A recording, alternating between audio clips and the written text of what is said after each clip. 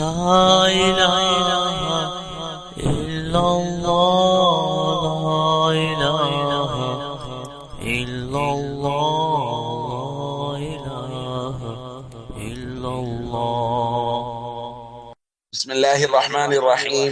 عن ابي هريره رضي الله تعالى عنه قال قال رسول الله صلى الله تعالى عليه وسلم لقد كان فيما قبلكم من الامم محدثون فان يك في امتي احد فانه عمر. رواه البخاری. نبی کریم صلی اللہ علیہ وسلم نے ارشاد فرمایا، پکی بات ہے کہ تم سے پہلی امتوں میں محدث ہوا کرتے تھے، یعنی وہ لوگ جن کو الہام ہوتا تھا۔ حضور علیہ الصلوۃ والسلام نے فرمایا اگر میری امت میں ایسا کوئی شخص ہے تو وہ عمر ہے رضی اللہ تعالیٰ عنہ۔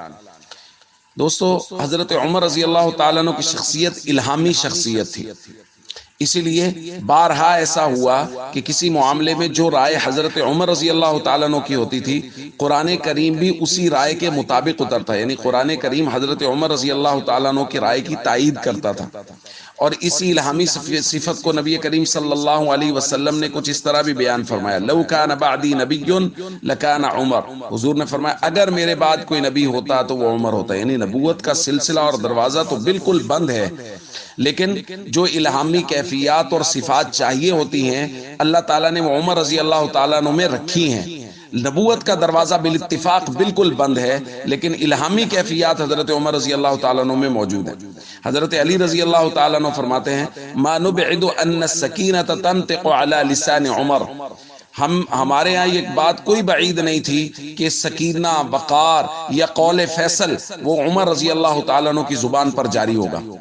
تو حضرت عمر رضی اللہ تعالیٰ عنہ کی کیفیات وہ الہامی کیفیات تھی، اور وہ جو بات فرماتے تھے وہ فیصلہ کن ہوتی تھی، یعنی ان کی بات اللہ رب العزت اس کی تائید نازل فرماتے تھے اور وہ فیصلہ کن بات ہوتی تھی۔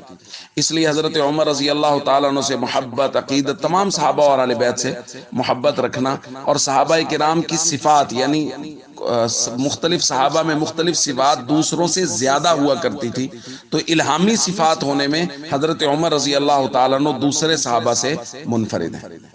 والسلام علیکم ورحمۃ اللہ وبرکاتہ۔